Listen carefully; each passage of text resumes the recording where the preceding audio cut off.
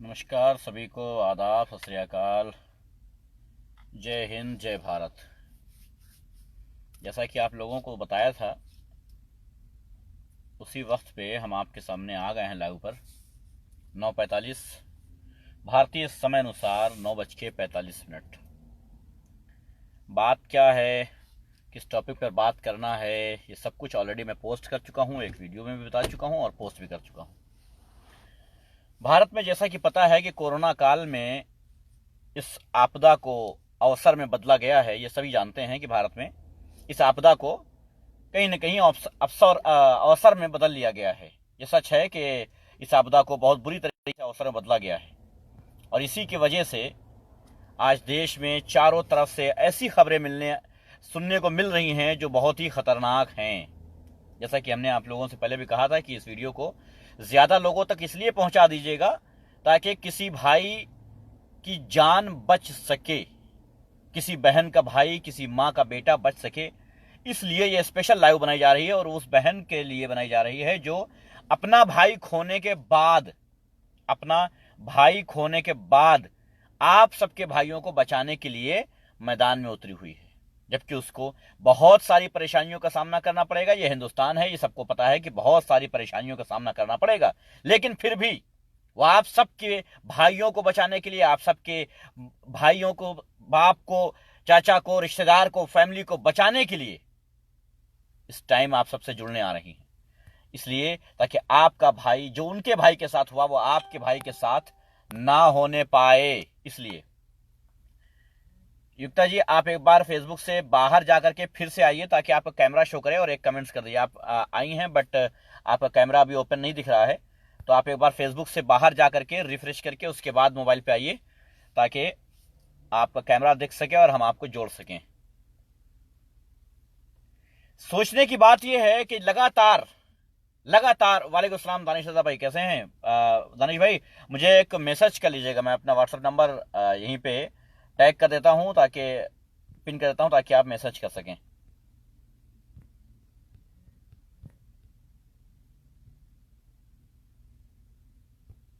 ये मैंने पिन कर दिया है अपना एक मोबाइल नंबर, व्हाट्सएप नंबर। तो इस पे जय हिंद सबको, नमस्कार, आदाब, सत श्री अकाल। नमस्कार भाई, कैसे हैं अनुपम भाई? खैर, सबको पता है कि भारत में जो चल रहा है तांडव, भारत में जो एक मुसीबत चल रही है कोरोना, यानी दुनिया में चल रही है, सिर्फ भारत में, दुनिया में चल रही है। लेकिन एक तरफ डॉक्टर्स से लेकर के शासन प्रशासन सब जुटे हुए हैं दुनिया में, अपने अपने मुल्क में सभी जुटे हुए हैं इस कोरोना काल से लोगों का समर्थन करने के लिए, लोगों को जान बचाने के लिए, लोगों को तकलीफ ना होने पाए, वो इसके पीड़ित ना हो इसलिए। वहीं दूसरी तरफ हमारे देश की व्यवस्था लगी हुई है अपने फायदे के लिए, अपने अवसर के लिए। हमारे पास वो एविडेंस है, वो सबूत है, वो ऑडियो है, वो वीडियो है, वो चैट है, जो एक भाई अपनी बहन से ये कह रहा है कि हमारे ऑर्गन्स निकाल करके बेच लिया जाएगा, हमें मार दिया जाएगा, मुझे निकाल लो, मुझे बचा लो, मेरी जान बचा लो, हमें यहां से निकाल लो, वरना मुझे मार दिया जाएगा। देखते ही देखते उस नौजवान की मौत हो जाती है। देखते जी, अब आ गया जी, थैंक यू। मैं आपको रिक्वेस्ट सेंड करता हूं, एक्सेप्ट करिए। उस नौजवान की मौत हो जाती है। सब जगह जाने के बावजूद किसी तरीके की कोई हेल्प नहीं मिलती है उस बहन को। आखिर में उसके भाई की मौत। नमस्कार युक्ता जी, कैसे हैं आप सुन पा रही हैं मुझे? हाँ, सुन पा रही हूँ, बिल्कुल। युक्ता जी, आपके प्रोफाइल से मुझे पता चला है कि आपके भाई आदर्श, जिनको कोरोना हुआ था, ऐसा रिपोर्ट आई पॉजिटिव, और आपकी भी रिपोर्ट पॉजिटिव आई थी। उसके बाद जो कुछ हुआ मैं जानना चाहता हूं, इसलिए क्योंकि आपके साथ जो हुआ, और आपने जैसा मुझसे कहा कि जैसा मेरे भाई के साथ हुआ है, मैं नहीं चाहती किसी और भाई के साथ हो। सबसे पहले तो मैं इसके लिए आपको धन्यवाद कहूंगा कि आपने अपने भाई के जान जाने के बावजूद दूसरों की मदद करनी चाहिए, जो हिंदुस्तान में आजकल कम पाया जाता है। परसेंटेज है जरूर, लेकिन कम पाया जाता है। बहुत सारे लोग ऐसे होते हैं कि अब तो मैं खो ही चुका हूं, अब क्या जरूरत है मुझे इन प्रॉब्लम में पड़ने की, छोड़ो, दूसरे के लिए मैं क्यों अपनी जान जोखिम में डालूं। मैं जानना चाहता हूं कि सबसे पहले ये शुरुआत से कि आप किस डेट पे आप लोगों को पॉजिटिव रिपोर्ट आई थी, उसके बाद क्या हुआ, प्लीज। 11 सितंबर को भैया को हल्का फीवर था, तो 11 सितंबर को पॉजिटिव आया था उनका, और 11 को जी। मेरा भी पॉजिटिव आया था, क्योंकि हम दोनों ने साथ में अपना कोविड टेस्ट कराया था। ओके। लेकिन मैं जैसे अभी हूँ वैसे ही उस टाइम भी थे टेस्ट के हिसाब से। लेकिन मैंने ऐसे ही करा लिया था, मुझे लग नहीं रहा था कि कोविड जैसा मेरे अंदर कोई संक्रमण है। जी। 12 को मैंने अपना टेस्ट फिर से दोबारा कराया, भैया ने नहीं कराया, मैंने कराया, तो ठीक। नेगेटिव आता है। तो जी। दिमाग वहीं से जाके शक पे दौड़ जाता है कि शायद कुछ ना कुछ गड़बड़ी हो रही है। और हम्म। मगर उस दौरान उसको इंटीग्रल हॉस्पिटल में एडमिट करने की सलाह दी जाती है डॉक्टर के साथ। लेकिन वो कहता है कि जब हमारे पास अपना पर्सनल रूम है तो मैं होम क्वारंटाइन हो सकता हूँ, ऐसा रूल था कोविड में, जी, अभी रूल भी है। है शायद। जी, रूल है, हाँ, हाँ। तो वो होम क्वारंटाइन हो गए।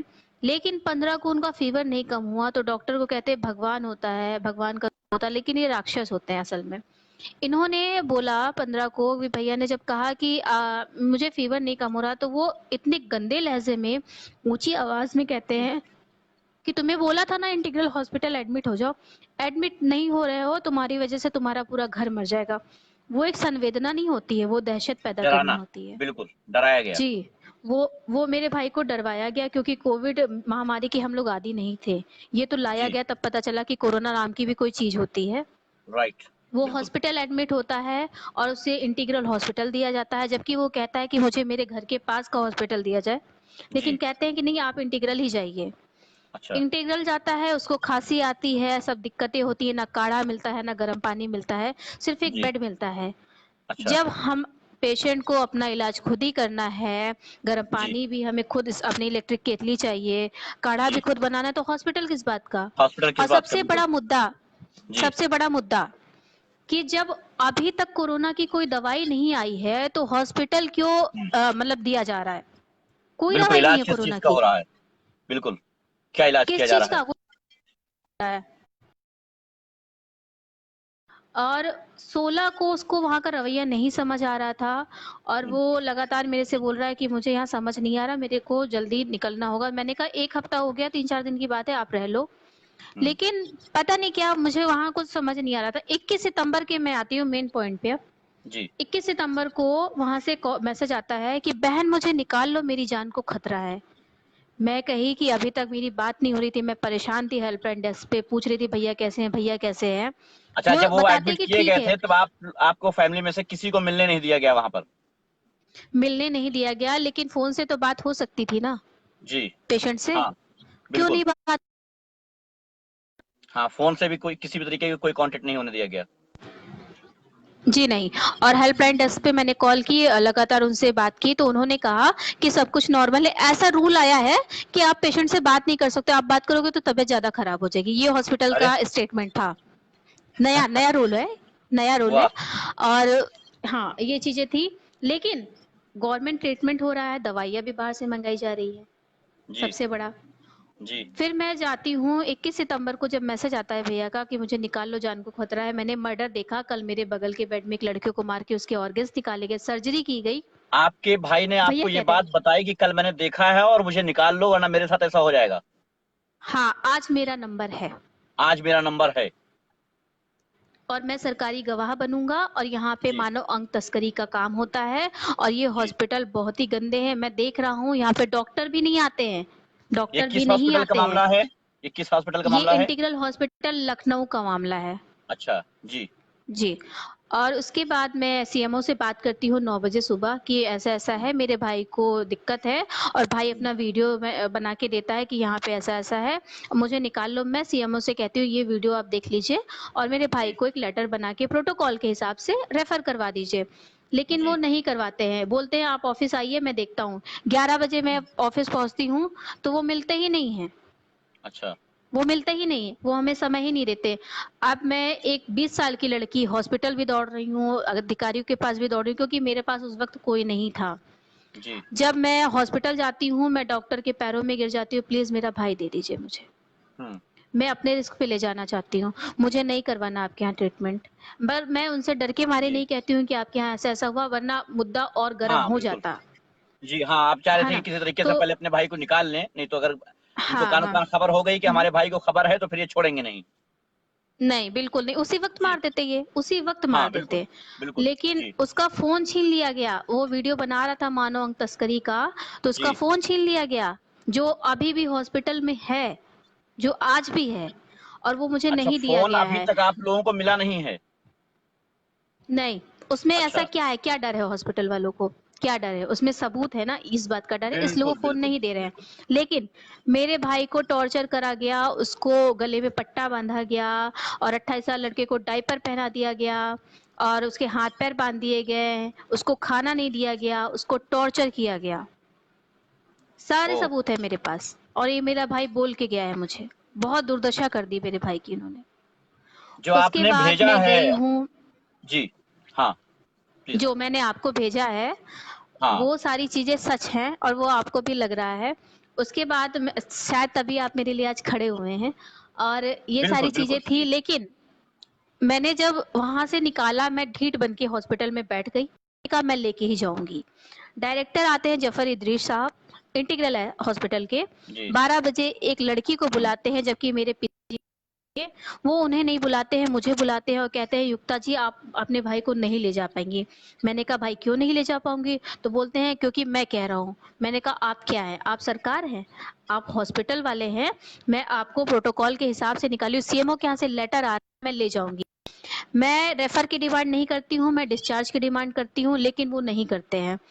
लेकिन सीएमओ ने भी हेल्प हुँ। नहीं की। बाद में मैंने 12 बजे एडीएम को कॉल किया कि एक जवान लड़की बाहर खड़ी है रोड पे अपने भाई को निकालने के लिए, अगर मेरे साथ कोई हादसा हो जाएगा तो आप लोग जिम्मेदार होंगे। फिर वो रात में जी, 12 बजे उसको एम्बुलेंस को भेजते हैं। एम्बुलेंस आती है, वो डिस्चार्ज करती है, नहीं करती है, रेफर करती है, सॉरी। जी। पर मैं शॉक में थी हाँ, कि मैंने डिस्चार्ज मांगा, रेफर क्यों कर रहे हैं, और वो भी एरा, वो भी इंटीग्रल से जो जुड़ा हुआ है। सबसे बड़ा बिल्कुल, मुद्दा, बिल्कुल। इंटीग्रल अपनी का ही शाखा डायरेक्टर में। एरा में फोन करता है, जी, इंटीग्रल का डायरेक्टर फोन करता है कि आदर्श कमल पांडे नाम का लड़का आ रहा है, उसको देख लेना एरा में। उनको इतनी हमसे सांत्वना थी या संवेदना, जो भी आप कह ले, जी। वो धमकी मेरे कानों में गूंज रही थी, लेकिन मैंने कहा चलो यहाँ से निकाल लेते, मर्डर तो यहाँ हुआ है ना, शायद वहां जी। पे सब कुछ नॉर्मल हो। हाँ, कोविड बिल्कुल। टेस्ट की, कोविड टेस्ट का मैं जिक्र करती हूँ कि 14 दिन हो चुका है, आप हाँ, कोविड टेस्ट कर लो, अगर हुँ, कोरोना नहीं है तो प्रोटोकॉल के हिसाब से मैं घर ले जाऊंगी। बिल्कुल। लेकिन वो भी नहीं होता। एरा हम जाते हैं तो एरा वाले कहते हैं कि अरे कोरोना तो है ही नहीं आपके भाई को, अब तो निमोनिया हो गया है, कोरोना खत्म। तो मैंने कहा अब तो मैं घर ले जा सकती हूँ ना, अभी इसका तक मतलब कोरोना के टेस्ट लिए होता है। एडमिट किया गया था और रेफर करते ही कोरोना खत्म हो गया। जैसे ये हुआ कि नहीं साहब चेकअप करो और डिस्चार्ज उसी करो, रात, वैसे ही उसी कोरोना रात, खत्म हो गया, उसी रात को, जी, बिना उसी किसी रात। चेकअप के। फिर नहीं, टेस्ट हुआ था मेरे सामने। और सवाल ये उठता है सर अच्छा, कि अगर मेरे भाई को कोरोना था तो रात के 12 से 3 बजे तक उसका टेस्ट मैं करवा रही थी, और वो इतना डरा हुआ था कि मुझे छोड़ नहीं रहा था, जबकि मैं उनसे काफी छोटी हूँ, हमारे उम्र में 10-12 साल जी, का गैप था। लेकिन वो मुझे मम्मी हुँ, के नजरिए से देख रहा था कि मैं उनकी मदर हूँ, उतना डरा हुआ था वो। तो उसने मेरा हाथ पकड़ा हुआ था टेस्ट के दौरान, और मैंने 3 बजे तक उसके साथ वक्त बिताया उस हॉस्पिटल में। पर मुझे आज तक कोरोना क्यों नहीं हुआ, हुँ, सवाल ये उठता है। लेकिन गवर्नमेंट इलाज हो रहा था, निमोनिया था, तो मैं, उन्होंने बोला कि हम 2-3 दिन रखेंगे, फिर हम आपके भाई को आपको सौंप देंगे। तो मैं इस सांत्वना पे उन्हें छोड़ के आई रात के 2:30-3 बजे। और उसके बाद मैं जब घर लौटी, फिर फोन नहीं मिल रहा था उनका सुबह 10 बजे, तो मैं फिर घबरा के हॉस्पिटल हुँ, पहुंची।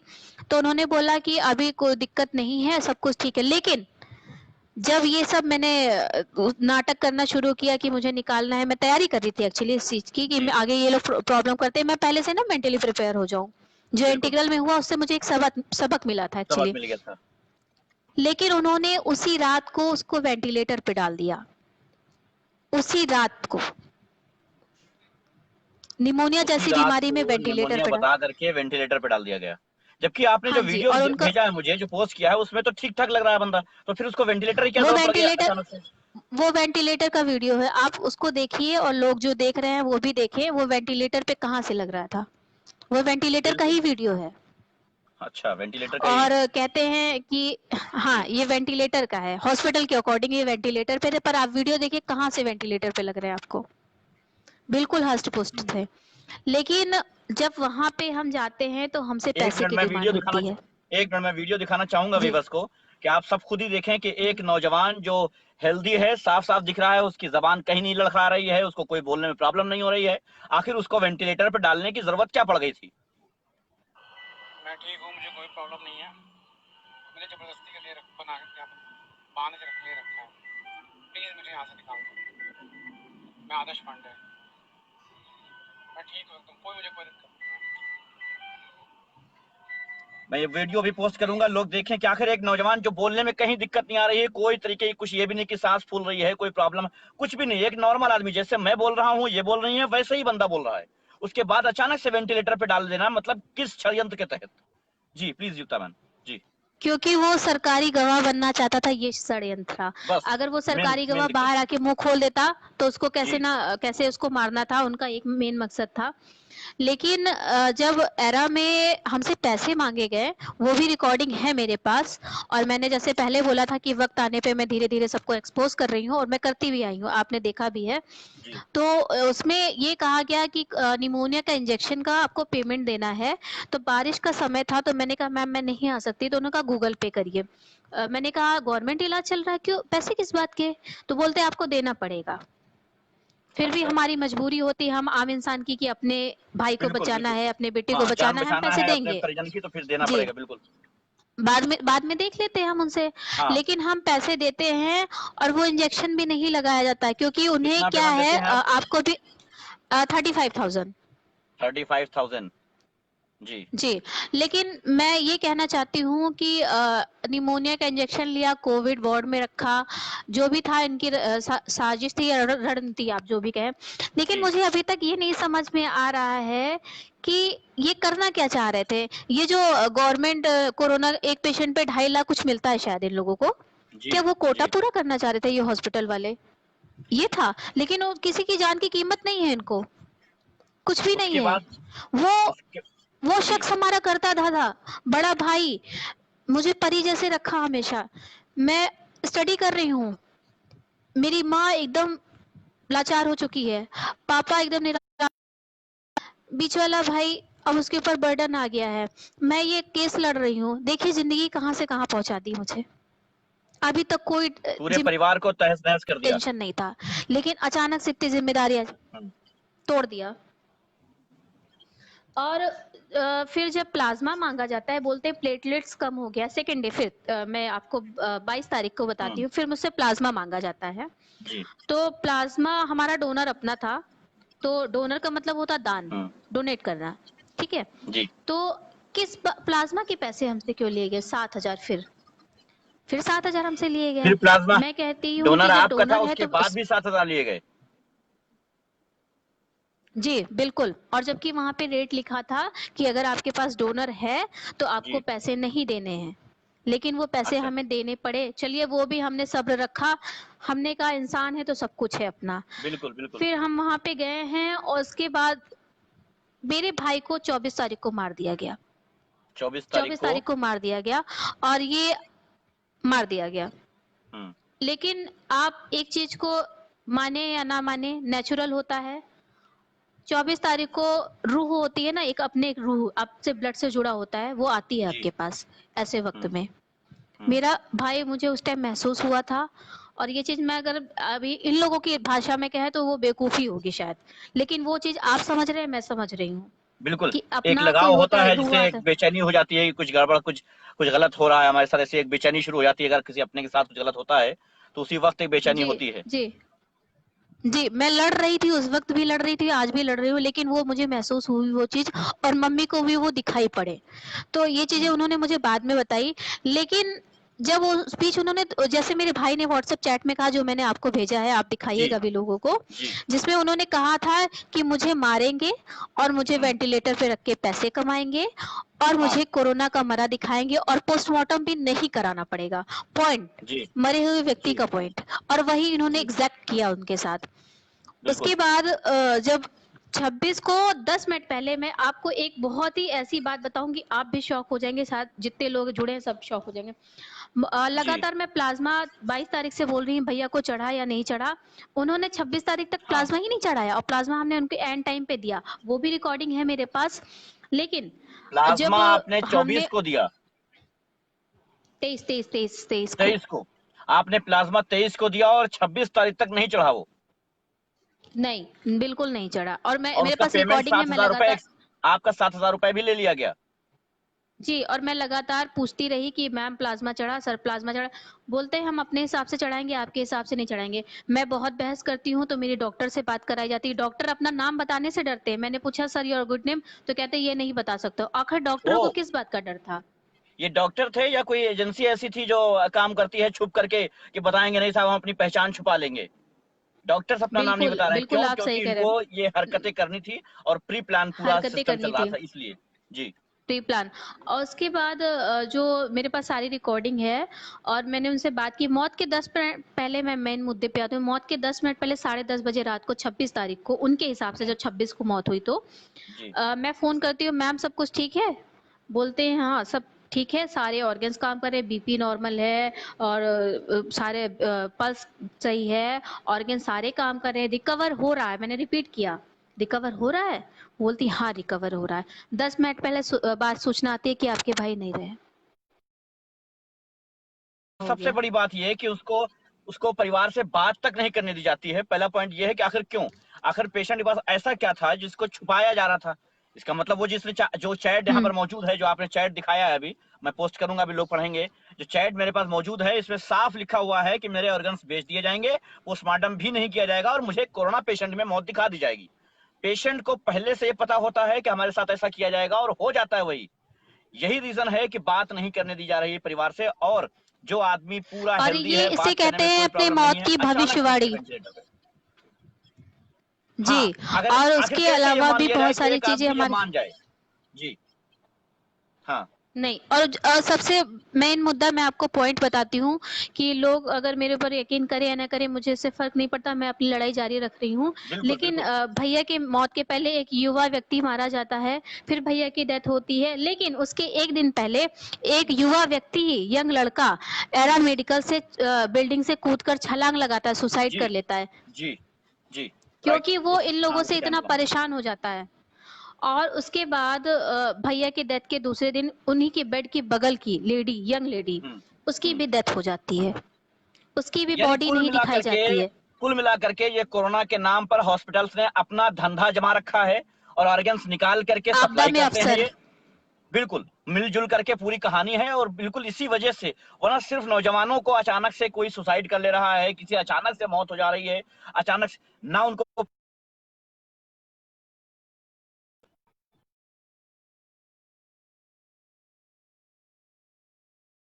पहले से प्री प्लान करके, और उसके बाद सिर्फ जान लेने करके और अपने आप को पैसा कमाने के चक्कर में किसी भी शरीर को, किसी भी नौजवान को, जिसको जो हेल्दी होते, जाहिर सी बात है हेल्दी होते हैं नौजवान, उनके ऑर्गन्स को बेच करके अपना धंधा चलाया जा रहा है। ये बात विद प्रूफ, वीडियो नहीं तो चैट, मैं ऑडियो, कोविड व्हाट्सएप चैट। जी। नहीं, मैं विद प्रोटोकॉल में कोविड पेशेंट था अगर भाई और मिलने थे, तो मैंने उनसे सिर्फ ये कहा था कि आप मिलने नहीं दे सकते तो मेरे भाई का एक वीडियो मुझे बना के दे दीजिए। एंड्रॉइड फोन सबके पास, या फिर आप वीडियो कॉल करके अपने फोन से मुझे दिखा दें कि भाई वो जिंदा है या नहीं है, उसकी हाँ, सांसें चल रही हैं या नहीं। इतना तो कर सकते थे ना हॉस्पिटल वाले, मानवता होती है। ये लेकिन भी नहीं उन्होंने किया ये गया, भी नहीं किया ये भी नहीं किया गया। उनसे। नहीं। जो डॉक्टर्स अपना और जब नाम छिपा जी रहे नहीं, और हैं जब मारा गया वो क्यों दिखाएंगे? जी। नहीं तो मैंने पता लगा लिया है। डॉक्टर आरिफ मेरे भाई को देख रहे थे, राधे श्याम सोनी रेफर किए हाँ। गए, और जो उन्होंने मौत का कारण जो होता है लिखा है, उसमें डॉक्टर का नाम मेंशन है, डॉक्टर आसमा है। और इसके अलावा जफर इदरीश जो इंटीग्रल के डीन है वो शामिल है। असगर हाँ। वारसी जी मीडिया प्रभारी हैं एरा मेडिकल के, वो भी शामिल है। डॉक्टर ज्योति कहती हैं कि ऑक्सीजन नहीं लगाता है तो उठा के बाहर फेंक दो, वो भी रिकॉर्डिंग है मेरे पास। अच्छा। जितने लोग हैं विथ नेम, जितना मुझे पता है अभी तक मेरे पास सब कुछ है, और मैं विथ नेम एक्सपोज करने में कोई शर्मिंदगी नहीं महसूस करती, क्योंकि ये हत्या कर सकते हैं तो मैं नाम लेने में मुझे कोई हिचकिचाहट नहीं है अभी। बिल्कुल इसके बिल्कुल अलावा बिल्कुल। और ये बहुत मैं जिगर का काम है, आपके साथ सभी हैं। जी। जी। और रात में मैं पहुंचती हूँ हॉस्पिटल तो कहते हैं गवर्नमेंट गाइडलाइन है, बॉडी नहीं देख सकते। तो मैं कहती हूँ जब निमोनिया का मरा हुआ है तो गवर्नमेंट कौन सी गाइडलाइन है भाई? निमोनिया का पेशेंट आप नहीं दे सकते मरा हाँ, हुआ, जब अगर बॉडी क्यों नहीं कोरोना दे रहे था हो? नहीं, उन्होंने मना कर दिया कोरोना, जब हम्म, वहां पर सरफराजगंज में है ये रहा हॉस्पिटल, जब वहां नहीं आए तो ठाकुरगंज में। ठाकुरगंज में है। उसके बाद जब वहां ट्रांसफर करके आए तो उन्होंने बता दिया कि साहब कोरोना नहीं है। जब कोरोना नहीं है तो फिर परिवार से मिलने देना चाहिए था, बॉडी भी परिवार को देना चाहिए था। बॉडी आपको मिली क्या? जी, बॉडी मैं यहाँ से गई, मैं तुरंत आ रही हूँ और मुझे देखना है, मुझे देखना है। तो मैंने कहा ऐसी कौन सी गाइडलाइन है जो बहन को भाई को नहीं देखने देगी? जी। मैं तो देखूंगी। मैं भागती हूँ हॉस्पिटल, वहां पे उनके गार्ड पहले से मारपीट पे आमादा हो जाते हैं और लगातार वो ये होते हैं कि एक लड़की आ रही है उसको मार देंगे तुरंत। लेकिन मेरे पास तो मैं देखूंगी, मैं पीपी किट पहन के देखूंगी अगर ऐसी कोई बात है तो। मगर वो नहीं दिखाते, बोलते सुबह 10 बजे दिखाया जाएगा, बहुत प्रेशर बनाते हैं। मंत्री मोहसिन रजा से मेरे चाचा की सुबह बात होती है, वो कहते हैं बॉडी आपको ट्रांसपेरेंट दिखाई जाएगी, आपकी तसल्ली के लिए हम शक्ल दिखा देंगे उनकी। मैंने कहा ठीक है, मैं फेस तो देख लूंगी। अच्छा। मैं वो हमारे साथ क्या हाँ। पूरी प्री प्लानिंग जैसे आपने बोला ना वही करते हैं। जैसे ही बॉडी निकाली जाती है, भाई का सामान मुझे थमाया जाता है। मेरा सवाल एक है, शायद लोग भी एग्री करेंगे कहीं ना कहीं, अगर बॉडी डिस्ट्रॉय की कोरोना से मौत हुई थी, अगर वो कह रहे हैं, जी। तो मुझे जी। कपड़े क्यों रख लिया? कपड़े सौंप दिए, कपड़े में संक्रमण नहीं होता है क्या? कपड़े आपको सौंप कपड़े दिए? में संक्रमण नहीं होता? ये तो कमाल की बात है जी। कि कपड़े आपको सौंप दिए और मोबाइल रख लिया अपने पास, क्योंकि उसके अंदर एविडेंस मौजूद थे। बिल्कुल। बॉडी रख लिया, मोबाइल रख लिया जी। और कपड़े सौंप दिया, जबकि कपड़े हम्म, नहीं देने चाहिए। अगर कोरोना पेशेंट थे तो फिर कपड़े कैसे दिए गए? उसको भी जैसा कि डिस्ट्रॉय कर बताया। देते, कपड़े की क्या क्या में? बिल्कुल बिल्कुल, उसका क्या काम था? बिल्कुल सही बात है। जी। यानी था ही नहीं कोरोना, यानी उसके कि कोरोना अलावा था ही नहीं। उन्होंने नहीं, नहीं, जी। वो कपड़े आज भी मैं लेके आई हूँ, उसको धुला नहीं है मैंने, कुछ सैनिटाइज नहीं किया, ऐसे ही रखा। इनफैक्ट मैं और भाई पहन रहे हैं उसको, महसूस करने के लिए कि हमारा भाई हमारे साथ है। कुछ नहीं हो रहा है हमें। और उसके बाद हम जब जाते जी। जी। हैं बॉडी के लिए घाट पे, बोलते हैं रेडी होती हूँ। उसके बाद फिर बैठती हूँ, जैसे मैं किट पहन के तैयार होती हूँ, क्योंकि अब जो पॉलिथीन कूड़े वाली होती है पॉलिथीन, उसमें बॉडी पैक की जाती है। मुझे जी। काला गोरा कुछ नहीं, रूह नहीं दिखी मुझे मेरे भाई की, एक रफ बाल भी नहीं दिखा। जैसे मैं किट पहन के रेडी होती हूँ, उठा के बॉडी तुरंत।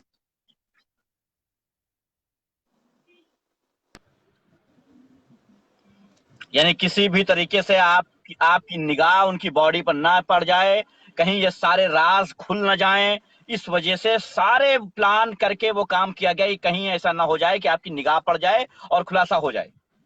पूरी तरीके से इस चीज को बचाया गया, आपको दूर रखा गया इसी वजह जी से। बिल्कुल। जी।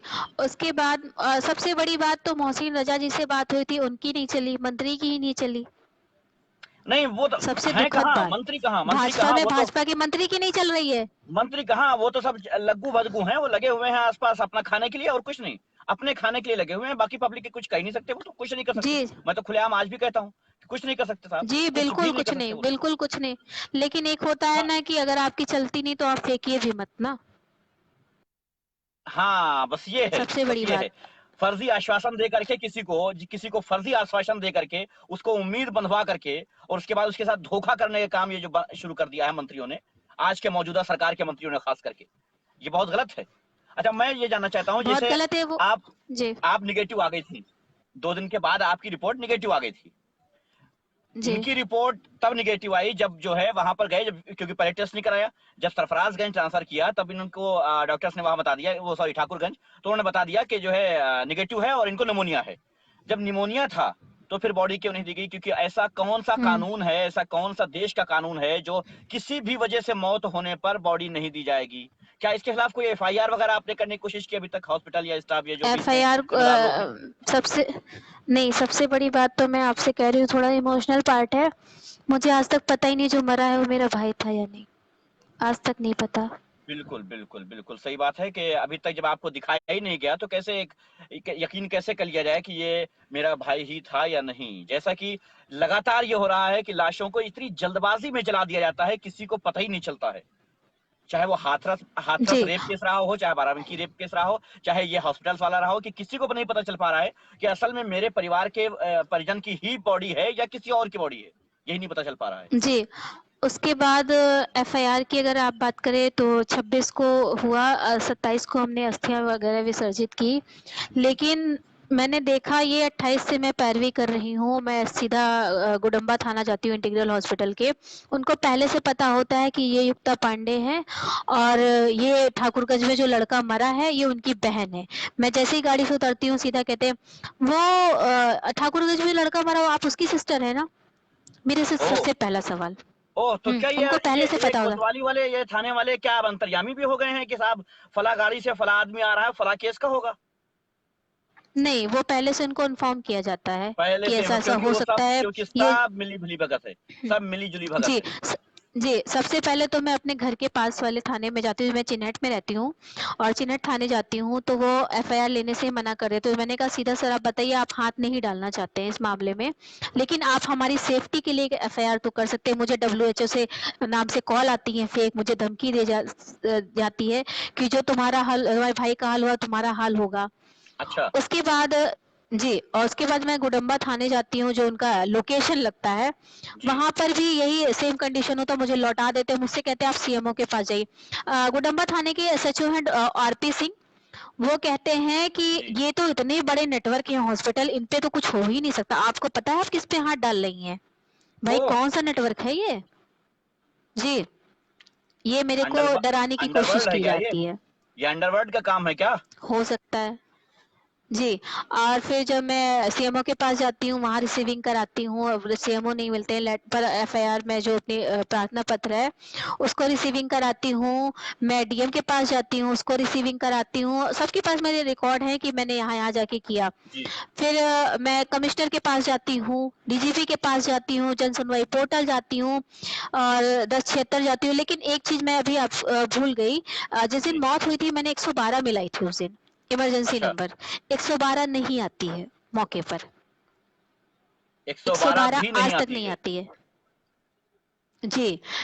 उसमें तो कुछ 112 उसमें 1076 तो हो कुछ गया टाइम दिया उसके जाता है बाद। ना, उसमें कुछ शायद टाइम दिया जाता है ना, 7 मिनट 10 मिनट कुछ दिया जाता है कि इतनी देर में आपके पास गाड़ी पहुंच जाएगी, टीम जी पहुंच जाएगी। जी जी जी, ऐसा ऐसा दिया जाता पर ऐसा हुआ नहीं तो मैं नहीं कह सकती हूँ।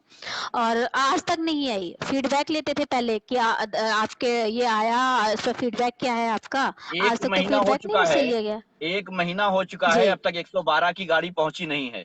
ये है मददगार, बिल्कुल नहीं ये पहुंचे। सिस्टम है। जी ये है मददगार। उसके हाँ बाद फिर जितना हो सकता है मैं करती हूँ। मैं कैंडल मार्च निकालती हूँ और जी लगातार गुहार लगा रही हूँ। ट्विटर पे मैं अपना चीजें रख रही हूँ और जितने भी हैं जिनकी सत्ता है, योगी जी, शलभ मणि जी, जो भी हैं, सबको मैं टैग जी कर रही हूँ। लगातार मेरी बात शासन तक पहुंच चुकी है। 17 को, अभी मुझे कल पता चला कि 17 को डीएम ने जांच के आदेश दे दिए थे। ब्रजेश पाठक अच्छा कानून मंत्री से मैं मिलती हूँ, अपनी बात रखती हूँ और जी उन्होंने भी जांच के आदेश दे दिए थे और वो उन्होंने काफी मदद की मेरी। लेकिन हाँ कमिश्नर कहते हैं कि मंत्री गलती हो गई। मैंने कहा भाई क्या गलती हुई? तो बोले ये कमिश्नर नहीं, ये मैंने कहा अच्छा, इतने बड़े मंत्री से कैसे गलती हो सकती है? सबसे बड़ा पॉइंट। एक बार आवाज कट गई थी आपकी, क्या कहते हैं कमिश्नर, गलती हो गई, किससे गलती हो गई? जी कानून मंत्री ब्रिजेश पाठक जी से गलती हो गई। उन्होंने जो कमिश्नर के यहाँ ये सब सौंपा, लेकिन कमिश्नर नहीं मिलते, उनके असिस्टेंट मिलते हाँ हैं और वो कहते हैं उनसे गलती हुई, ये डीएम जांच के हम्म, आदेश देगा तो होगा। मैं कहती हूँ चलो कोई बात नहीं। फिर हम डीएम के पास दोबारा जाते हैं क्योंकि मैं कुछ ज्यादा ही सोशल मीडिया पे एक्टिव हो गई थी और लोगों ने मेरा सपोर्ट किया। इसका मतलब तो मंत्री जी को खुद नहीं पता है कि हमको करना क्या है। अगर हाँ कमिश्नर के असिस्टेंट की मानी हाँ जाए तो मंत्री जी खुद नहीं जानते हैं कि हमको करना क्या है, इसकी जानकारी किसको होगी और इसका जांच कौन करेगा, इनको नहीं पता है। जी बिल्कुल नहीं।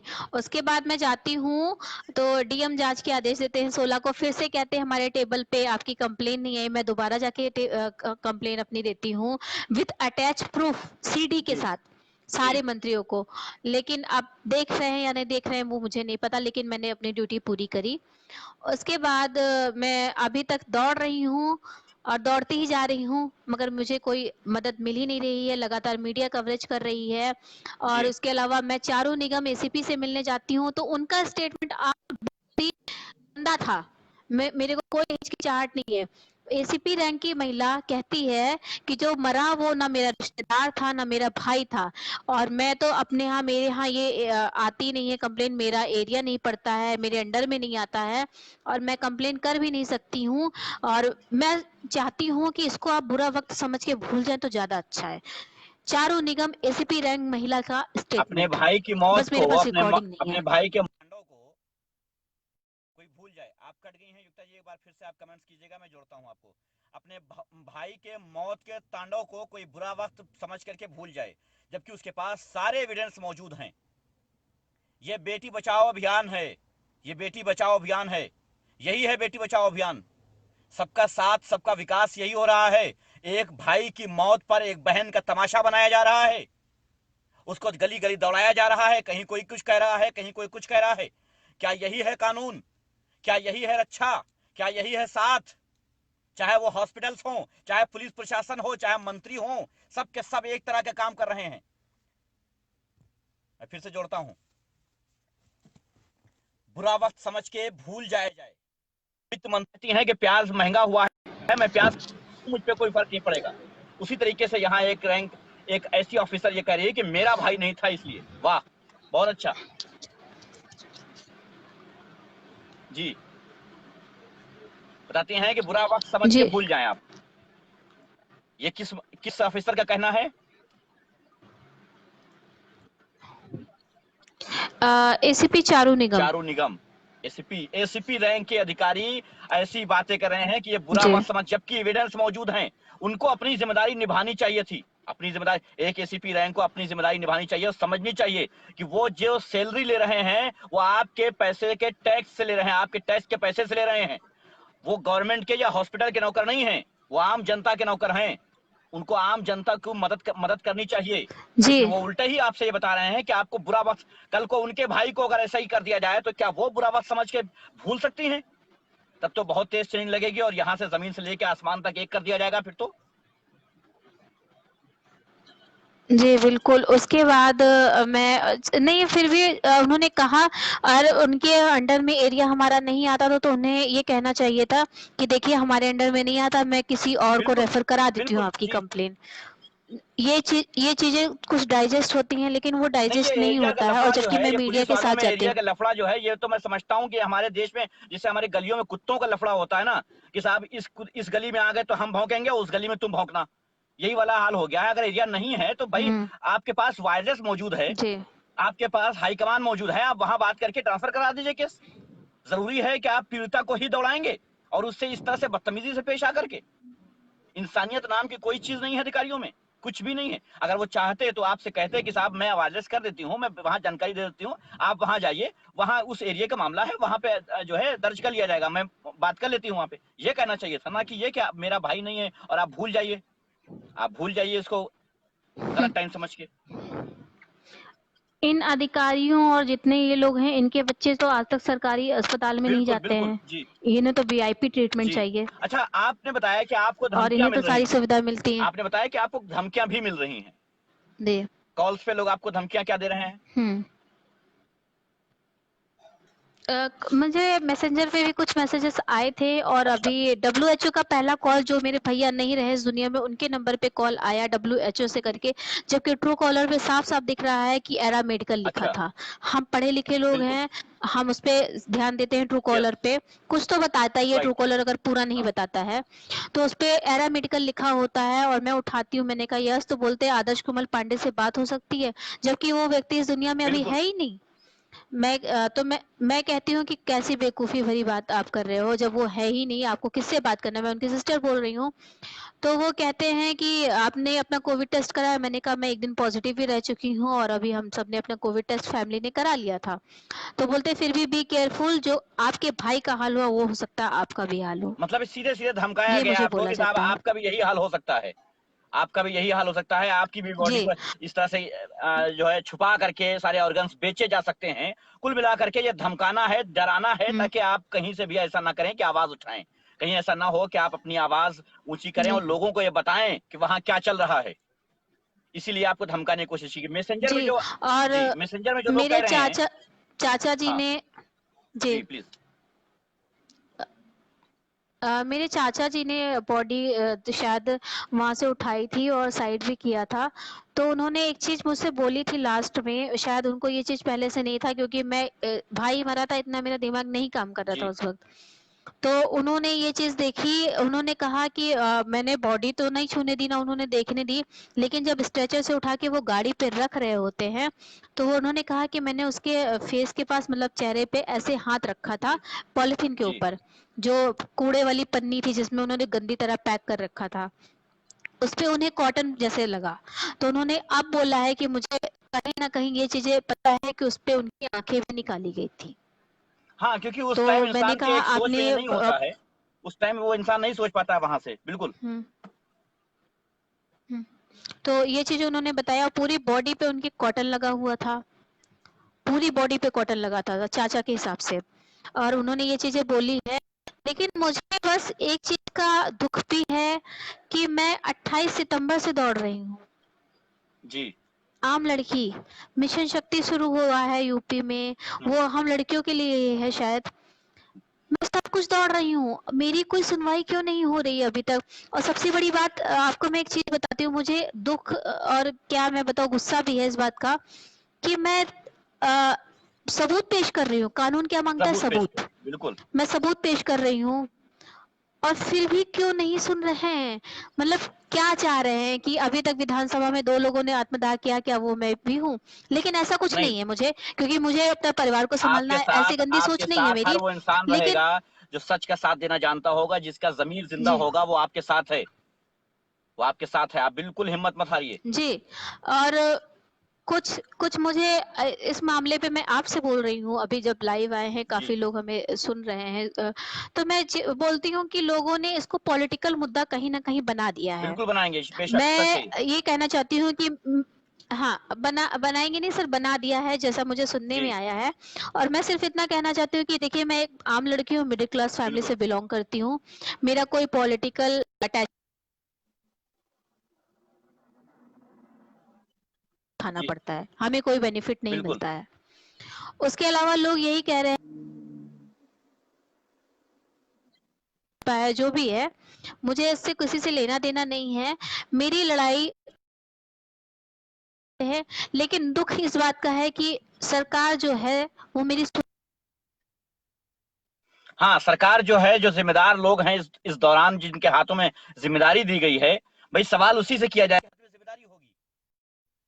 युक्ता जी का नेटवर्क कट गया है, ये अपनी बात रख रही थी, जो आज लोग इसको सीधे तौर पे राजनीति से जोड़ देते हैं, और कहीं ना कहीं ये खिलौना बन के रह जाता है। कोई भी केस हो, एक खिलौना बन के रह जाता है, चाहे वो हाथरस केस हो, चाहे दूसरे केसेस हो, खिलौना बना दिया जाता है। लेकिन उनको भी, राजनीतिक लोगों को भी ये समझना होगा कि तुम्हारी राजनीति के चक्कर में अगर एक बहन को इंसाफ नहीं मिल रहा है, तो तुमको शर्म आनी चाहिए, ये सोचना चाहिए कि आखिर एक बहन को मेरी वजह से नुकसान हुआ है। इस बात को समझना चाहिए कि किसी भी मुद्दे को राजनीतिक बना देना, अपनी रोटी सेकना छोड़ दें, मुद्दा बना दिया जाए फौरन। एक बहन के भाई का मामला है, ये सीरियस मामला है, ये तमाशा नहीं है, ये कोई खेल नहीं है। और एक बहन अगर लगातार दौड़ रही है, एक महीने से लोगों के पास जा रही है, परेशान हो रही है, रात दिन मेहनत कर रही है, वो अपने भाई को इंसाफ दिलाने के लिए, और किसी भाई के साथ ऐसा ना होने पाए, इसलिए खड़ी है, इसलिए खड़ी है। और उसी को अगर दबाने की कोशिश की जाए, या उसको राजनीतिक मामलों में उलझाने की कोशिश की जाए, तो ये बेहद शर्मनाक है इस समाज के लिए। मैं हर उस भाई से कह रहा हूं, हर उस भाई से कह रहा हूं जिसके घर में एक बहन है, देखिए अपनी बहन को, सोचिए आज अगर इस बहन के अलावा आपकी बहन उस जगह पर मौजूद होती, तो आप क्या करते? बताएं मुझे, क्या करते आप? क्या आप इसी तरीके से खिलौना बनाते, इसी तरीके से तमाशा बनाते? अगर ये बंदी चाहती, ये बहन चाहती, तो अपने घर में बैठी रह सकती थी कि हमारा भाई जा चुका है, जाने दो, मैं खामोश रहूंगी, कहीं मेरे साथ ऐसा ना हो जाए, कहीं मुझ पर हमला ना हो जाए। बेशक जो कहा उस कमेटी एसपी ने सही कहा कि आपने बहुत गलत जगह हाथ डाला है, बहुत बड़ी चीज है सच है ये कोई छोटा मोटा पट्टा नहीं, ये पर्चों की दुकान नहीं है, ये बहुत बड़ा नेटवर्क है, ये बहुत बड़ा नेटवर्क है। जैसा कि शुरुआत से ही लगातार बहुत सारी वीडियो ऐसी आती रही हैं, लेकिन अभी तक एविडेंस नहीं आ पाए थे, और ये एविडेंस है। यहाँ पर पेशेंट खुद बोल रहा है कि हमें मार दिया जाएगा, हमारे ऑर्गन्स बेच दिए जाएंगे, हमें मार दिया जाएगा, हमारे सामने मर्डर हो चुका है, हमें यहाँ से निकाल लो। पेशेंट ये कह रहा है, उसके बाद उसकी हत्या हो जाती है। और पूरी तरीके से जो कुछ पूरी तरीके से हुआ, वो एक खिलौना बना दिया गया, एक तमाशा बना दिया गया। चाहे वो मंत्री जी रहे हों, चाहे वो डॉक्टर रहे हों, पुलिस रही हो, सबके सब इस बात को सिर्फ मजाक समझ रहे हैं अभी तक। या फिर उनके जेब में पैसा पहुंचने की जरूरत है, रिश्वत देने की जरूरत है? क्या अब एक बहन अपने भाई के ऑर्गन्स भिजवाने के बाद भी पुलिस के पास बचा है कि वो आकर के देगी, इसको रिश्वत देगी पुलिस वालों को, ये डॉक्टर को? एक बहन ने अपना भाई खोया है, और भाई खोया है वो ये नहीं कि किसी बीमारी में खोया है, एक षड्यंत्र के तहत खोया है, एक हत्या हुई है, एक खिलौना, एक मजाक बनाया गया है। अगर किसी बीमारी की वजह से किसी की मौत होती है, लेकिन अगर बीमारी का मजाक बना करके, खिलौना बना करके किसी की हत्या की जाती है, ये सबसे बड़ा जुर्म है इस दुनिया में। लेकिन वही खेल खेला जा रहा है यहाँ। आप बहन, मैं आपको बताता हूँ, मैं जितने भी आपके पास स्क्रीनशॉट, जितने भी लोग आपको कमेंट्स में या मैसेज में या कहीं भी फोन कॉल्स में किसी तरीके की धमकी देती हैं, किसी भी तरीके की धमकी देती हैं, आप स्क्रीनशॉट उसका फौरन पोस्ट कीजिएगा। मैं खुद एहतिशाम रिजवी अपने सभी व्यूअर्स के साथ कहता हूं, और सभी व्यूअर्स के सहयोग के साथ उन लोगों को ढूंढ करके, चाहे पुलिस प्रशासन साथ दे या नोटों की गड्डी लेकर के साथ दे, किसी भी सिचुएशन में उन लोगों को ढूंढ करके उनका पर्दाफाश करूंगा कि आखिर ये कौन लोग हैं, ये कौन लोग हैं जो अपनी बहन को घर में छुपा के रखते हैं और दूसरे के बहनों को इस तरीके से ललकारते हैं और धमकाते हैं। नहीं, मैं सिर्फ इतना कहना चाहती हूँ कि अभी लास्ट 6 दिन पहले एक जिंदा औरत को सील पैक कर दिया गया था, उसकी सांसें चल रही थी। जी वो परिवार भी हाँ, मेरे साथ जुड़ा हुआ है अभी भी, और प्रेजेंट टाइम में वो महिला क्रिटिकल है, उसकी आवाज़ बंद हो गई, वो इतना डर गई, दहशत में, हो सकता है वो कोमा में चली जाए, लेकिन वो जिंदा हैं अभी, और उनको देखिए सील पैक षड्यंत्र, करके मृत घोषित कर दिया गया देखिए था। जिंदा औरत को पैक कर जी। दिया गया, आखिर क्यों? क्या है ये चल क्या रहा है आखिर देश में? ये किस तरीके से आखिर सिर्फ लास्ट चला गया। बस हाँ, मेरा मकसद ये है कि इस लड़ाई से मेरा भाई वैसे भी वापस नहीं आएगा, कि लोग जैसे कह रहे हैं कैसे लड़ रही हो, कैसे लड़ रही हो, लेकिन भाई खोने का गम क्या होता है वो अब मैं बखूबी जानती हूँ। तो मैं बस इतना बिल्कुल चाहती मैं हूँ समझ कि सकता हूँ। अब किसी और का भाई ना जाए, वो फिर चाहे कोई भी हो, और ये लड़ाई सिर्फ इसलिए है, बाकी मुझे कोई मुद्दा नहीं उठाना है, कोई पॉलिटिक्स नहीं ज्वाइन करनी है, मैं आम लड़की हूँ, हमेशा आम ही रहना चाहती हूँ। बिल्कुल बिल्कुल लेकिन मेरी जीत बिल्कुल जीवन की उसी दिन हो गई जिस हॉस्पिटल पे ताला लगेगा। सीबीआई जांच होनी चाहिए, हत्या का मुकदमा दर्ज होना चाहिए, और अभी बहुत बेशक सारी होनी परतें चाहिए, खुलेंगी बेशक। जिस दिन फोन, जी, जिस दिन फोन मेरे हाथ में आएगा उस दिन सारी परतें खुल जाएंगी ऑटोमेटिक। बस मैं इतना ही कहना चाहती हूँ, मेरे माँ बाप की कोख सूनी हो चुकी है, सर से बड़े भाई का साया सर उठ चुका है, और अब बस किसी और का भाई ना जाए, क्योंकि बहुत बड़े भाई का साया उठना एक सेफ्टी उठना होता है एक बहन के ऊपर से, और वो मेरे ऊपर हो चुका है और हो रहा है। मैं 20 साल की बच्ची, अभी मैं बचपना मेरा गया नहीं था सर, एकदम से मुझे बड़ा कर दिया इन हालातों ने। मैं कभी ये होता था, मेरा भाई बोलता था तुम थाने तक नहीं जाओगी, कुछ भी हो जाता था, आज मुझे ना जाने किसके किसके पास उठना बैठना पड़ रहा है। दर दर भटकना पड़ रहा है। मैं समझ सकता हूँ बहन, आपको जी। आपका दर्द कि किस तरीके से एक भाई जब खो जाए, सारी जिम्मेदारियां अपने कंधों पे आ जाएं, तो क्या हाल होता है। वो चीजें जो जी। जो एक भाई, एक बाप साथ देता है, उसके छिन जाने पे सब कुछ, जिंदगी तबाह और बर्बाद लगती है कि सब कुछ खत्म हो गया है। अब सब कुछ खत्म हो गया, जो कुछ सोचा नहीं था वो भी करना पड़ और रहा है। सबसे बड़ी बात यह है कि अगर वो नेचुरल डेथ होती तो शायद मैं थी, वो बिल्कुल। षड्यंत्र के तहत तब कहीं मारा ना कहीं गया, एक सबर होता है कि इसलिए चलो मैं भाई, एक्सेप्ट नहीं हम कर अपनी पा रही कोशिश हूँ। कर रहे थे लेकिन नहीं बचा पाए। हाँ, लेकिन ये तो षड्यंत्र है, ये मौत नहीं, ये जी। हत्या है, ये हत्या है। से कह रहा हूं कि सुनिए आप लोग, सीबीआई इंक्वायरी, सीबीआई इंक्वायरी होनी चाहिए। इसके लिए सभी लोग मुझसे डिटेल ले लें, व्हाट्सएप पे डिटेल ले लें, मैं पोस्ट करता हूं, डिटेल ले लें, सभी लोग मेल करें, सभी लोग यूपी सरकार को, केंद्र सरकार को मेल करें, ट्वीट करें, हर हाल में इस मामले की सीबीआई जांच होनी चाहिए। क्यों? क्योंकि सिर्फ एक मामला नहीं है ये सिर्फ इसकी परतें खुलेंगी। अभी तो एक एविडेंस मिला हुआ है, ये एविडेंस है। उसके बाद अब जब सीबीआई इंक्वायरी इसकी हो जाए, सीबीआई जांच हो जाए, इसकी परतें तो तब खुलेंगी, असल तो तब पता चलेगा कि आखिर चल क्या रहा है इसके पीछे। आखिर ऐसा क्या है जिसकी वजह से कोतवाल साहब डरते हैं, एसपी साहब डरते हैं, कमिश्नर साहब डरते हैं, मंत्री जी को पता नहीं है, मंत्री जी की सुरी बताने से डर रहे हैं, फोन छुपा दिया जाता है, फोन गायब कर दिया, और वो फोन कहाँ है? सर्विस लाउंज पे लगा करके फोन 2 मिनट में जो पुलिस फोन सकती है, वो आखिर क्यों नहीं पता लगा रही है कि वो फोन कहाँ है? ऐसे तो बहुत पता चल जाता है। ये तो पता चल जाता है, तो ये क्यों नहीं पता चल रहा है कि एक पेशेंट जो हॉस्पिटल में मौजूद था, उसके रिकॉर्डिंग करने के बाद जब उसने ये चैट पे बोल दिया कि मेरे पास रिकॉर्ड, उसके बाद आखिर वो रिकॉर्डिंग्स की वजह से वो फोन कहां गए, कहां गायब हो गए? क्या भारत की सारी मशीनरी फेल हो जाती है? आखिर कहां है सारी मशीनरी, किस तरीके की मशीनरी है? और अगर कोरोना पॉजिटिव था वो बंदा, तो कैसे ठाकुरगंज में एरा हॉस्पिटल ने ये कैसे कहा कि नहीं है कोरोना? और अगर नहीं है तो वो बॉडी इनके सुपुर्द क्यों नहीं की गई? और अगर था तो उनके सुपुर्द कपड़े क्यों किए गए? सवाल एक नहीं, सवाल हजार हैं, क्योंकि मौजूद है एविडेंस, मौजूद है सबूत, वीडियो चैट, वीडियो मौजूद है, लेकिन किसी भी तरीके से कोई नहीं सुन रहा है। क्यों? एक बच्ची बोल रही है, एक बहन बोल रही है, एक बेटी बोल रही है, इसलिए कोई नहीं सुन रहा है। और गवाह है इस देश में, हर एक बंदा गवाह है कि यहां औरतों की आवाज, यहां महिलाओं की आवाज दबाने का हमेशा से काम किया जाता है। नवरात्रि चल रही है, मैं जानना चाहता हूं आप सभी भाइयों से, मैं सभी भाइयों से जानना चाहता हूं, किसकी पूजा करते हैं आप? किसकी पूजा करते हैं? और अगर पूजा करते हैं तो क्यों नहीं समझते हैं इस बात को?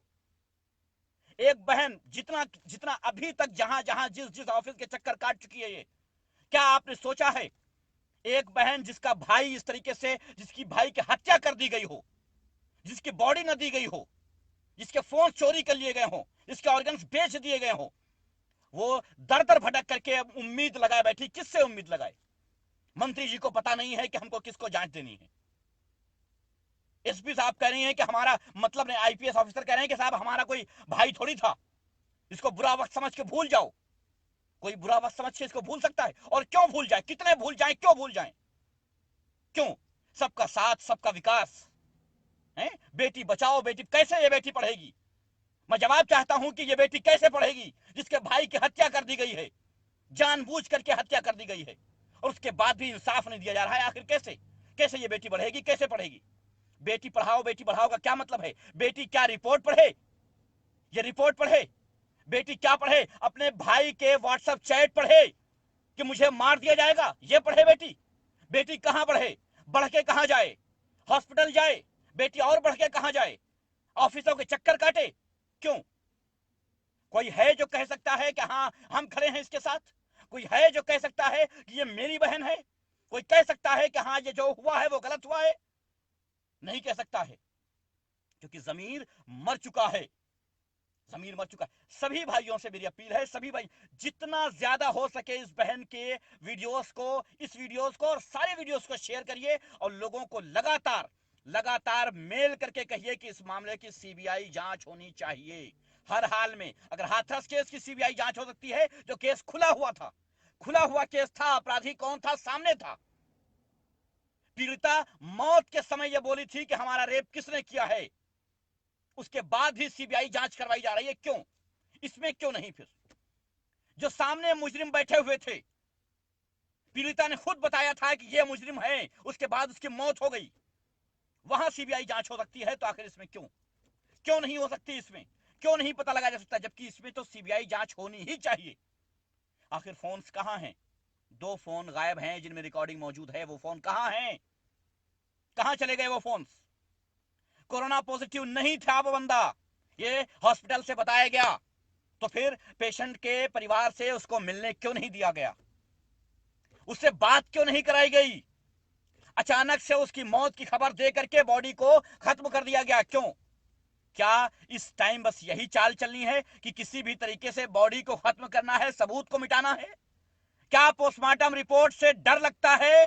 शासन, प्रशासन, सरकार, सबको डर लगता है? क्या हकीकत से डर लगता है? अगर डर लगता है तो ये डर उनका नहीं, आपको डरना चाहिए। ये इस आवाम को डरना चाहिए, ये इस जनता को डरना चाहिए जो समझ नहीं रही है। इसको समझना होगा कि आज उस भाई के साथ हुआ है, कल किसी और भाई के साथ होगा, लगातार ये होता रहेगा। ये मत समझना कि एक से साथ हो गया है दूसरे के साथ नहीं होगा, इस चक्कर में मत रहना। आज उस भाई की बहन दौड़ रही है, कल किसी और भाई की बहन इसी तरीके से दौड़ेगी। याद रखना इस बात को। मेरी बात शुरू से सुन लिया होगा तो ठीक, और नहीं सुना होगा तो सुन लेना इस वीडियो को, देख लेना। एक बहन हिम्मत करके अपने भाई की मौत सबके सामने आकर के बोल रही है, किस तरीके से उसके भाई को मारा गया, हत्या का पूरा षड्यंत्र पर्दाफाश कर रही है एक बहन लगातार। और मैं एक बात और बता देना चाहता हूं, लखनऊ पुलिस से बहुत अच्छी तरीके से बता देता हूं, आपको मुकदमे दायर करने में बड़ा अच्छा लगता है, आपको राष्ट्रद्रोह केस डालने में बहुत अच्छा लगता है। आप एक बात और याद रखिए, इस बहन को कुछ नहीं होना चाहिए, चाहे आप सिक्योरिटी दें, चाहे आप कुछ भी करें। मैं अपने वीडियो के जरिए आज बता देना चाहता हूं, इस बहन के बाल बांका नहीं होना चाहिए, क्योंकि ये एविडेंस है, ये सबूत है, ये चश्मदीद गवाह है। इसको धमकाने के काम जो लोग कर रहे हैं, ये बात याद रखें कि तुम किसी भी पाताल लोक में छुप जाओ, तुम्हें ढूंढ निकालना होगा। तुम ढूंढे जाओगे, निकाले जाओगे, तुम पाताल लोक में ही क्यों ना बैठे हो। अगर तुम्हारे इतनी जुर्रत, इतनी हिम्मत है कि किसी को डरा सकते हो, धमका सकते हो, मार सकते हो, यह मत समझ लेना कि तुम किडनियां बेचने के बाद, तुम लोगों के बॉडी पार्ट्स बेचने के बाद इतने पैसे वाले हो गए हो कि तुम्हें कोई मार नहीं सकता है, तुम्हें कोई ढूंढ नहीं सकता है। मौत तुम्हारी भी आनी है, ऊपर बैठा है वो सबको मार सकता है, तुम्हारी भी मौत आनी है। कल को तुम्हारी बहन भी ऐसे ही भटक सकती है।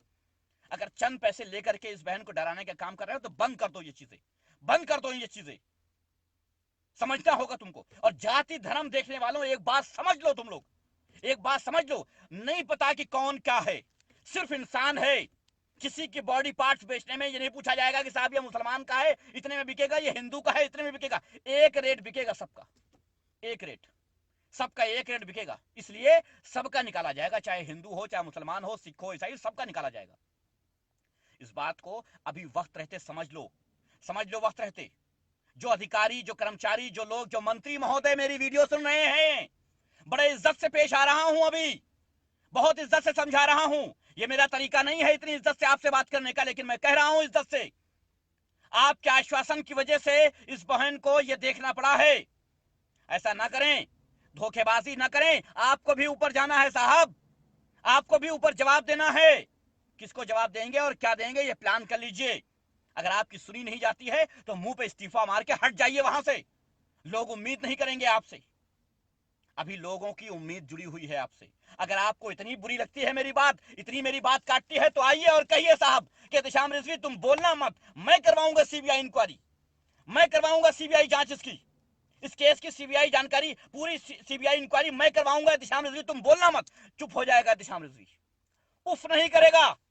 आप बोल दो, लिखित में दे दो, अपनी मोहर लगा के दे दो, एक बार कह दो कि हां सीबीआई इंक्वायरी होगी। मैं नहीं बोलूंगा, लेकिन जब तक सीबीआई इंक्वायरी नहीं होगी, मैं नहीं, ये सब बोलेंगे, जो जिंदा है, जिनका जमीर जिंदा है, वो सब बोलेंगे। इस तरीके से किसी बहन को दर दर भटकना किस भाई को पसंद होगा। आप लोग, इतने लोग सुन रहे हैं इस वीडियो को, बताइए आप पसंद करेंगे कि आपकी बहन दर दर भटके? 1 महीना हो चुका है, कितने ये बंदी, 1 महीना हो चुका है, अभी तक इस बहन ने बताया है कितने ऑफिस बता चुकी है कि फला ऑफिस फला ऑफिस फला ऑफिस जा चुकी हूं, मैं मंत्री से मिल चुकी हूं, ऑफिसर से मिल चुकी हूं, अधिकारियों से मिल चुकी हूं, कर्मचारियों से मिल चुकी हूं। वहां पहुंचने से पहले ये कहा था अच्छा फला मामले में आई हो, आओ। कैसे पता चल जाता है कि फला मामले में आई हैं? क्या माथे पे लिख के ले गई थी? क्या अपने साथ में पेपर हाथ में लेके गई थी, दूसरे दिखाते हुए बोर्ड लगा के? नहीं, उनको पहले से कॉल कर जाता है कि मामला ये हो गया है, लड़की आ रही है, देख लेना। पहले से उनको खबर कर दी जाती है। पूरी की पूरी फिल्मी स्टोरी है ये, पूरी की पूरी पहले से बता दिया जाता है कि यहां पर काम हो गया है, लड़की आ रही है, पेशेंट की पीड़ित का भाई बहन आ रही है बहन, ये भाई आ रहा है, उसको किस तरीके से तुमको देखना है देख लो। पूरी तरीके से प्री प्लान, वरना कैसे पता हो सकता है साहब को कि आप किस मामले में आई हैं? कैसे पता हो सकता है? क्योंकि वहां से फोन किया गया है, वहां से जानकारी दी गई है। आखिर क्यों कोई हाथ नहीं डाल रहा? मैं कहता हूं प्रधानमंत्री के खिलाफ अगर मैं केस करना चाहूं, प्रधानमंत्री के खिलाफ, तब भी केस दर्ज करना चाहिए। कानून, संविधान देता है अधिकार।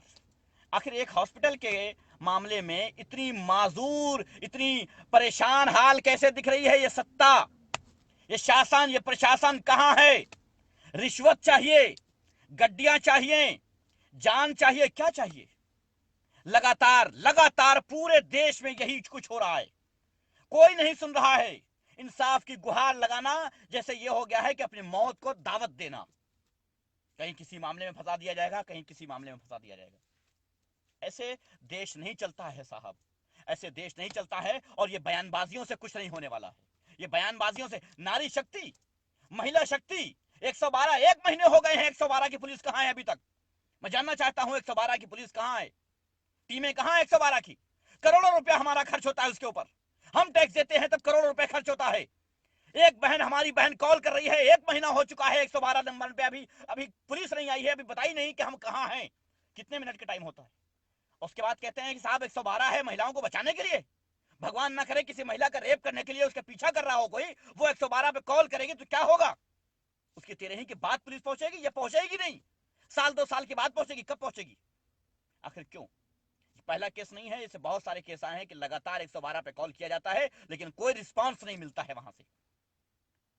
बहुत गलत हो रहा है, बहुत गलत।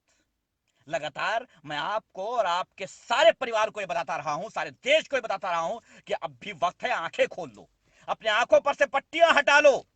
किसी भी राजनीतिक पार्टी के चमचा बनने की जरूरत नहीं है, सच क्या है वो देख लो। किसी धर्म, किसी जाति का पट्टा बांधने की जरूरत नहीं है, कम से कम सच्चाई क्या है ये देख लो, क्योंकि आपका धर्म, आपका मजहब आपकी 4 दीवारी के अंदर रहता है। आप डॉक्टर के यहां जाओगे ये नहीं देखोगे साहब मुसलमान डॉक्टर ना मिल जाए, हिंदू ना मिल जाए। ब्लड चढ़वाओगे तो नहीं पूछ लोगे किसका है, सब एक हो। लेकिन इस बात को समझ भी जाओ कि एक हो, चौखट के अंदर आपका धर्म है, आपके घर के अंदर आप किसी भी धर्म के हो, जो कुछ करना है करो, आप हिंदू हो मुसलमान हो जो हो वो अपने हिसाब से करो। लेकिन जब आप बाहर निकलते हो तो पब्लिक हो जाते हो, जनता हो जाते हो, आवाम हो जाते हो, और तब नेता आपको चील कौवों की तरह नोच के खाते हैं। इस बात को समझ लेना, इस बात को समझ लेना। सभी भाई, सभी भाई, अभी मैं सारे एविडेंस पोस्ट कर देता हूं। सभी भाई मेल करें केंद्र सरकार को, यूपी सरकार को, सबको, गृह मंत्रालय को, सबको ट्वीट करें, मेल करें। इस मामले की इंक्वायरी होनी चाहिए, इस मामले की सीबीआई इंक्वायरी होनी चाहिए कि आखिर क्या है, क्यों है और कैसे हुआ ये सब कुछ। जिस तरीके से अभी पूरी स्टोरी बहन ने बताई है, आपको समझ जाना चाहिए कि ये बहुत बड़ा खेल है, ये कोई अकेले के साथ नहीं है। अब ये मत समझ लेना कि ये इत्तेफाक है, ये इत्तेफाक नहीं हो सकता है कि एक भाई पहले बताए, एक पहले वीडियो जारी करके कहे कि मैं ठीक हूं, चैट करके अपनी बहन से कहे कि मेरी जान को खतरा है, मेरे सामने मर्डर हुआ है, मेरी जान को खतरा है, उसके बाद उसकी जान पे बन आवे। कोरोना नहीं था तो मौत कैसे हुई, और मौत हुई तो बॉडी क्यों नहीं दी गई, क्यों, कैसे, सब कुछ ये जांच का विषय है साहब, जांच का विषय है। और जांच तभी हो पाएगी जब भारतवासी अपील करेंगे। एक बहन है दर दर भटकती रहेगी, कल को हिम्मत हार जाएगी। हमारे समाज में यही होता आया है कि जब भी कोई आवाज उठाता है उसकी आवाज दबाने का काम किया जाता है, कोई साथ नहीं आता है। साथ आओगे तब इंसाफ मिलेगा। उस बहन को इंसाफ मिलने का मतलब यह है कि भारत के हजारों लाखों परिवार बच जाएंगे, लाखों परिवार बच जाएंगे, याद रखना। अगर लाखों परिवार की जिंदगी चाहते हो, लाखों परिवारों का घर देखना चाहते हो कि बचा रहे, तो सीबीआई इंक्वायरी की जांच करो, सीबीआई इंक्वायरी की जांच करो। इसका दूध का दूध, पानी का पानी होना चाहिए। जो कुछ भी हुआ है इसमें वो पब्लिक के सामने आना चाहिए कि आखिर क्यों हो रहा है, कैसे हो रहा है। इसका जिम्मेदार जो भी हो उसे सजा मिलनी चाहिए। ये बहुत हालत खराब वाली बात है। अभी तो आपको और डराया जाएगा। मैंने बहुत पहले आप लोगों से कहा था, लेकिन आप लोगों की समझ नहीं आता है। बहुत पहले कहा था कि साहब कुछ दिन रुक जाओ, कुछ दिन रुक जाओ, आप लोग वहां पहुंच जाओगे जहां सोचा भी नहीं होगा।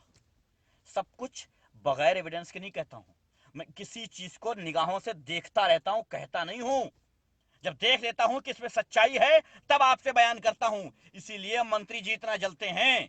क्यों मंत्री जी, सुन तो रहे होंगे मुझे आप बगैर सुने आपका काम नहीं चल सकता है। आप सुन रहे होंगे मुझे, सुन लीजिए कि बगैर एविडेंस के हम कुछ नहीं कहते हैं, वरना आप लोग कब के हमको निचोड़ चुके होते, जैसे आप निचोड़ देते हैं। अब तक निचोड़ चुके होते, अब तक मेरे खून का कतरा अपनी नालियों में बहा चुके होते। इसीलिए बचा हुआ हूं, जो सबूत के साथ बैठता हूं, प्रूफ के साथ बैठता हूं। और आइए, उतरिए मैदान में, सवाल कीजिए, आइए कहिए कि हां हम इस बहन के साथ हैं, करवाएंगे सीबीआई जांच। है हिम्मत? नहीं, मंत्री जी की तो हिम्मत नहीं है, आवाम की हिम्मत है, आवाम करवाएगी। आप सभी भाई पोस्ट करें, मेल करें, ट्वीट करें, किसी भी हालत में सीबीआई जांच होनी चाहिए। यह सिर्फ युक्ता पांडे का मसला नहीं है, बता देता हूं मैं, यह सिर्फ एक लड़की का मामला नहीं है। याद रखना इस बात को। जो लोग ये समझ रहे हैं कि अरे बड़ा बुरा हुआ और कह के नजरअंदाज करते हैं, वो इस बात को समझ लें, यह सिर्फ एक बहन का मामला नहीं है, बहुतों का मामला है ये, और लगातार ये होता रहेगा। आपकी खामोशी ये तमाशा होने देगी। इसलिए अब खामोशी तोड़ देना, अब खामोशी तोड़ देना। अपने अपने लीडरों से कहना कि उम्मीद अगर करते हो उम्मीद अपने लीडरों से, तो कहो कि सीबीआई की मांग करें। इतने सबूत मौजूद हैं, सबूत ले लें हमसे, इस बहन से ले लें, और कहो कि जाएं संसद में आवाज उठाएं कि लखनऊ में जो कांड चल रहा है, जो हत्याकांड चल रहे हैं, जो तांडव चल रहा है मौत का, इसकी सीबीआई जांच होनी चाहिए। है किसी में दम? उठाएगा कोई इस आवाज को? नहीं। नमस्कार भाई। कोई उठाएगा इस बात को, इस आवाज को? नहीं, कोई नहीं उठाएगा। नेता कभी नहीं उठाएंगे, क्योंकि उनको सिर्फ सत्ता की रोटी सीखना है, बस उनको सत्ता में बैठना है, बस। अब आवाज आपको उठाना है, क्योंकि खतरा आपकी जान को और आपके परिवार की जान को है, उनके परिवार को नहीं है। आपके परिवार को जान की खतरा है। जितने लोग सरफराज उसमें ठाकुरगंज एरा हॉस्पिटल में एडमिट हो रहे हैं, हुए हैं, वो ख्याल रखें अपने परिजनों का। आगाह कर देता हूं, आगाह कर देता हूं, ख्याल रखें अपने परिजनों का। धमका नहीं रहा हूं, डरा नहीं रहा हूं, आगाह कर रहा हूं। अपने परिजनों का ख्याल रखिए। आदमखोर मौजूद हैं वहां, आदमखोर निगल जाएंगे आपके परिजनों को, समझ लीजिए इस बात को। बहुत बहुत शुक्रिया आप सबका, जिसने सुना, जिसने आवाज दूर तक पहुंचाई, जिसने शेयर किया। एक बात याद रखिएगा कि अगर आपकी वॉल पे कोई सुनता है इस वीडियो को, और उस वजह से उसके परिवार के किसी आदमी की जान बच जाती है, तो यह आपके लिए अच्छा है। इसलिए शर्म मत करना, शर्म मत करना शेयर करने में। गाली गलौज नहीं हो रहा है। आपके परिवार वाले देखेंगे तो ये नहीं कहेंगे ये क्या शेयर कर दिया। आप तो बहुत कुछ शेयर करते हैं, इस शेयर करना इस चीज को, इस चीज को नहीं भाई, आज वीडियो लंबी हो गई है, अगले दिन इस चीज को शेयर कीजिएगा, अपनी वॉल पे शेयर कीजिएगा, ग्रुप्स में शेयर कीजिएगा, बताइएगा लोगों को एक बहन की कहानी, किस तरीके से उसे परेशान किया जा रहा है। ठीक है, समझ जाइए इस बात को। चलिए, बहुत शुक्रिया आप सबका, धन्यवाद। जय हिंद, जय भारत। मरता भारत का भय जो मुझे बहुत पहले से है, मैं बहुत पहले से अपनी वीडियो में कहता आया हूं कि मुझे इस मरता भारत का भय है। आज आपको भी ये भय दिखेगा। युक्ता बहन, मैं आपके साथ हूं। मेरे जो सच में मिले हमदर्द अगर कोई है, सच में अगर कोई कहता है कि रिजवी तुम अच्छी आवाज उठाते हो, लोगों के लिए आवाज उठाते हो, लोगों के लिए अपील करते हो, तो वो भी आपके साथ रहेगा, वो भी आपके साथ रहेगा, हर सिचुएशन में रहेगा, हर तरह से रहेगा। और हर वो इंसान रहेगा जो इंसाफ पसंद होगा, जिसका ज़मीर जिंदा होगा, जो सच में इंसान होगा, वो आपके साथ है। वो आपके साथ हर हाल में खड़ा रहेगा, हर सिचुएशन में खड़ा रहेगा, और मैं हर तरह से आपके साथ हूं। धन्यवाद, बहुत बहुत शुक्रिया, धन्यवाद। जय हिंद।